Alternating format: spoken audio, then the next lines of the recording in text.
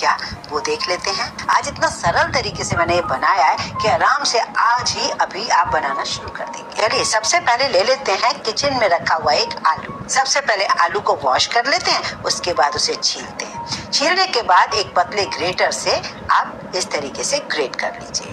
By chance आपके पास greater नहीं है तो छोटे छोटे टुकड़े करके इसे मिक्सी में ग्राइंड भी कर सकते हैं। मैंने इसे ग्रेट कर लिया। एक छोटा मीडियम साइज का ग्रेटर से आलू लिया था। अब इस ग्रेट किए हुए आलू के पल्प को हमें एक सूती कपड़े में डालना है, जिससे हमें स्क्वीज करके इसका पूरा का पूरा रसा निकालना है। आलू के अंदर वो चीजें हैं जो हमारे फेस पर चमक लाएगा और फेस को बहुत ही अच्छे से टाइटनिंग देगा, वाइटनिंग देगा और ब्राइटनिंग देगा। तो सारी चीजें बहुत अच्छी होती हैं, एक से एक चीजें जो हम इसमें यूज करने वाले हैं। अब चलते हैं, हमें मेन चीज क्या चाहिए। हमें चाहिए सोप का बेस। ये मार्केट में हमेशा आपको अवेलेबल होगा, कहीं भी मिल जाता है और ऑनलाइन भी मिलता है। ऑनलाइन की लिंक मैं आपको नीचे डाल दूंगी, आप वहां से मंगा सकते हैं। ये बेस होने की वजह से हमारा साबुन बनाने का काम जो होता है बड़ा आसान हो जाता है। अब हमें क्या करना है, घर में कोई भी एक पुराना सा बर्तन लेना है जो कि ज्यादा यूज नहीं होता है, और एक डबल बाउलर चाहिए। मतलब नीचे से कोई भी एक कढ़ाई वगैरह ले सकते हो जिसमें पानी डाल दीजिए। अगर आपके घर में माइक्रोवेव है तो माइक्रोवेव में भी ये मेल्ट हो सकता है, माइक्रोप्रूफ बर्तन में। और ये साबुन कितना है, ये 60 से 70 ग्राम के आसपास है। अब चलते हैं इसके और इंग्रेडिएंट्स लेने। यहाँ मैंने एक साफ बोल ले लिया है जिसमें मैंने 1 चम्मच डाल दिया है दूध। ये दूध कच्चा है तो बहुत ही बढ़िया, अगर कच्चा नहीं है तो नॉर्मल दूध भी ले सकते हैं।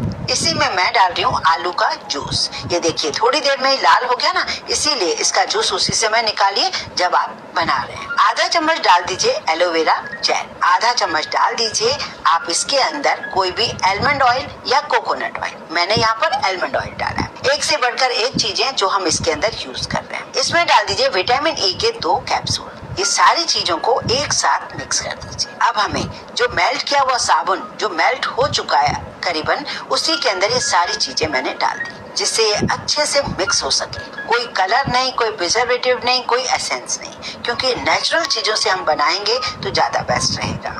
और आलमंड ऑयल जो डाला है उसका फ्लेवर भी इसके अंदर बहुत ही अच्छा आ रहा है। बस ये ऑलमोस्ट सारी चीजें मिक्स हो चुकी हैं। अब हमें करना क्या होगा, हमें इसे एक मोल्ड के अंदर डालना होगा जमाने के लिए।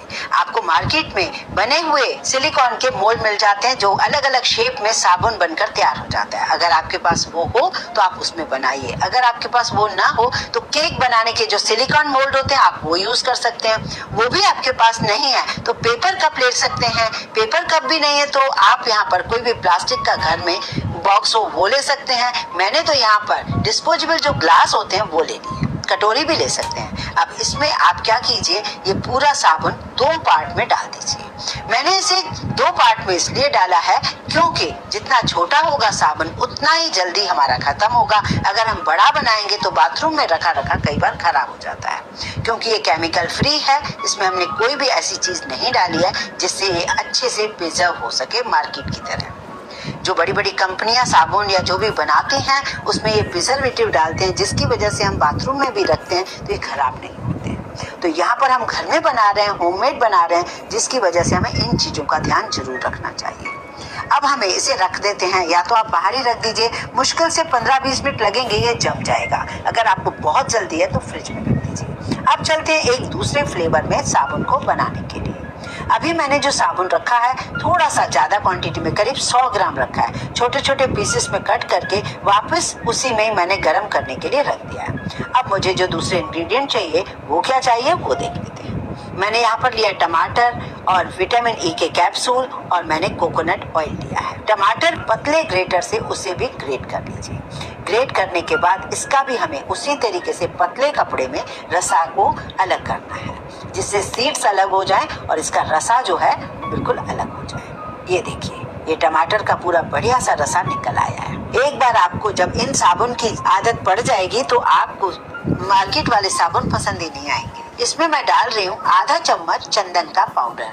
गर्मियों में चंदन का पाउडर बहुत ज्यादा ठंडक देता है और हमारी स्किन के लिए बहुत ही ज्यादा फायदेमंद है।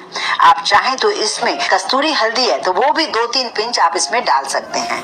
मैंने अभी हल्दी नहीं डाला है, मैंने चंदन डाल दिया है। चंदन डालने के बाद मैंने इसमें डाल दिया आधा चम्मच कोकोनट ऑयल, आधा चम्मच एलोवेरा जेल। इन सबको मैं मिक्स कर रही हूँ। चंदन डालने की वजह से इसका कलर थोड़ा डार्क हो जाएगा, तो आप ये ना सोचें कि ये काला कैसे हो गया। अब इसमें डाल दीजिए विटामिन ई के कैप्सूल, 1 से 2 आप इसमें डाल सकते हैं। अब इन सारी चीजों को छान कर आप उस सोप बेस में डाल दीजिए। ये छान इसलिए रही हूँ क्योंकि चंदन पूरा अच्छे से मिक्स नहीं हुआ है। अगर हम छानेंगे तो बहुत ही बढ़िया अच्छे से सारी चीजें अंदर चली जाएंगी। अब ये सारी चीजों को मिक्स कर दीजिए सोप बेस के साथ। ये बिल्कुल मेल्ट हो चुका है बहुत अच्छे से और डार्क कलर ब्राउन कलर का बन गया है।